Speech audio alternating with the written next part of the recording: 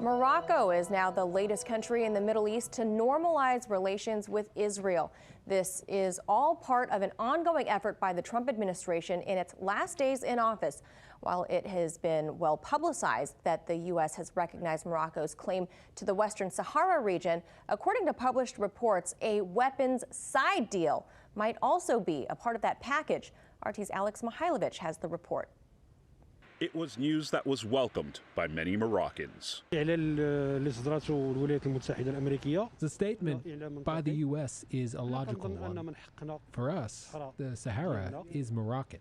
The United States has agreed to recognize Morocco's claim over the Western Sahara in exchange for the Arab world's oldest kingdom, normalizing relations with Israel. President Trump tweeted, "Today, I signed a proclamation recognizing Moroccan sovereignty over the Western Sahara.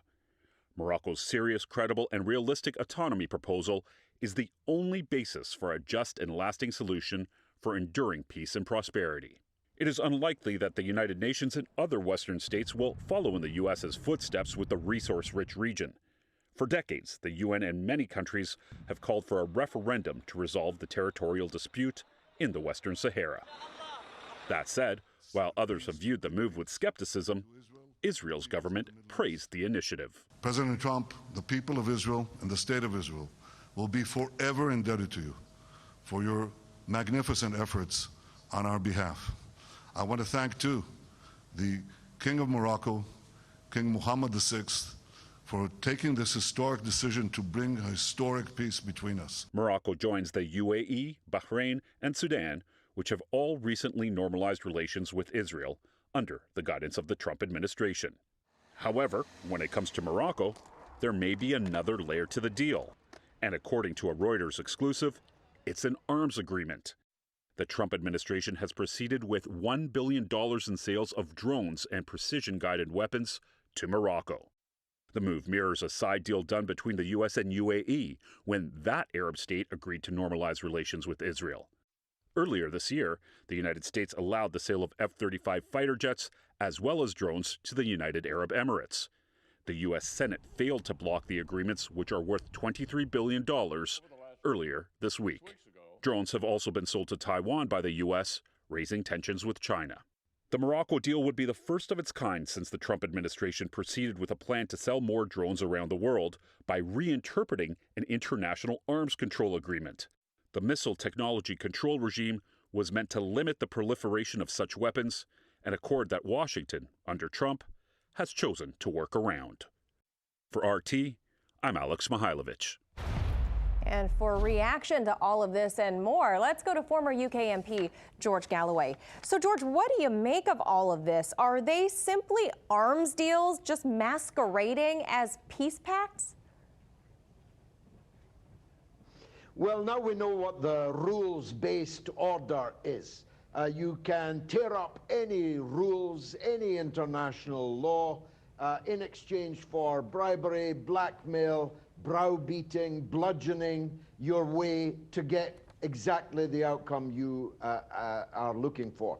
This has been a principle of international law and international affairs for at least 35 years, if not 40 years, that there must be a referendum of the Sahrawi people as to whether they wanted to join with Morocco, which I favor as it happens, or have an independent Saharan state. And that was, every country in the world recognized that. But it's now been torn up in exchange for the fool's gold of a Moroccan deal with Israel, which won't come to much for reasons I'd like to explain if I have time with you. But the reality is it's about the bumper sale of precision weapons and drones. Isn't it wonderful, really? Yeah. The season of goodwill, Manila, Christmas and all that. Now, George, officially, this is called the Abraham Accords, the Trump Mideast peace plan. It comes with many sales agreements, as we heard in Alex's story there, and keeping the likes of Raytheon, Boeing, Lockheed Martin, and a lot of them all in business during these hard times of coronavirus. Do you think this is the real driving force behind the latest round of sanctions against Turkey for purchasing the Russian S-400 defense system.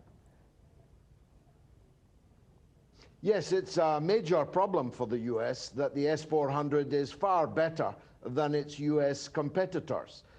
Nobody makes defensive missiles like the S-400 as well as Russia does. And Turkey, acting out of its own national self-interest, you might call it Turkey first, maybe Donald Trump would recognize that slogan, has chosen to buy the Russian version.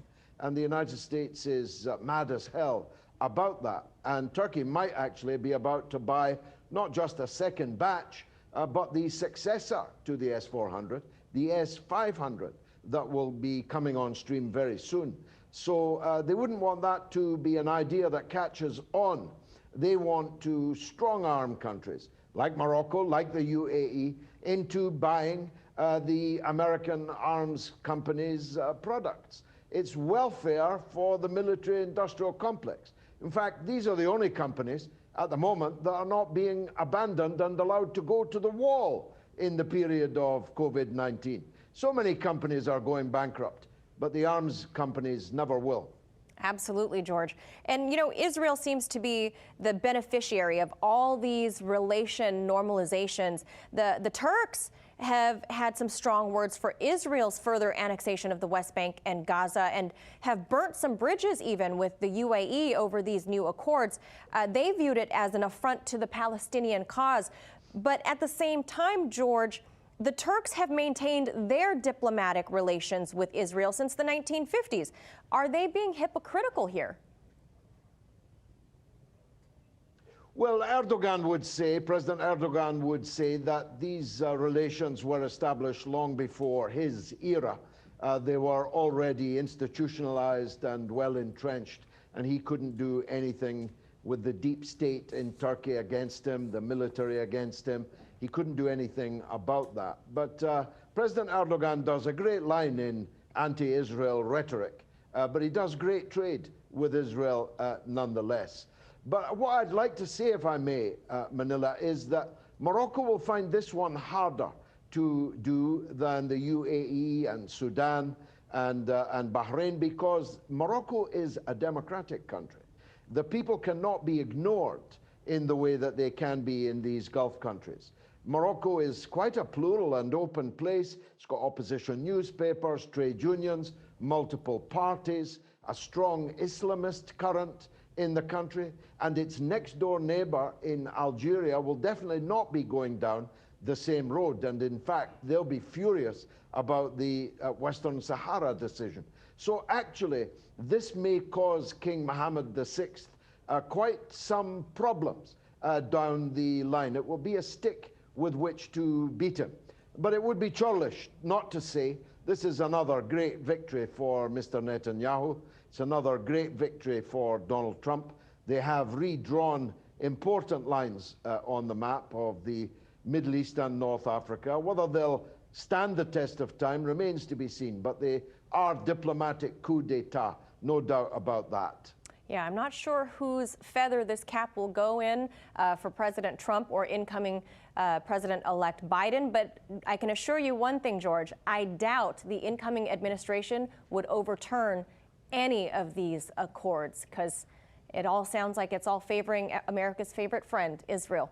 We'll leave it right there. You may have seen, Manila, you may have seen that Mr. Netanyahu removed the picture of Donald Trump from his Twitter avatar today. So much for gratitude. We'll leave it there. George Galloway, thank you so much.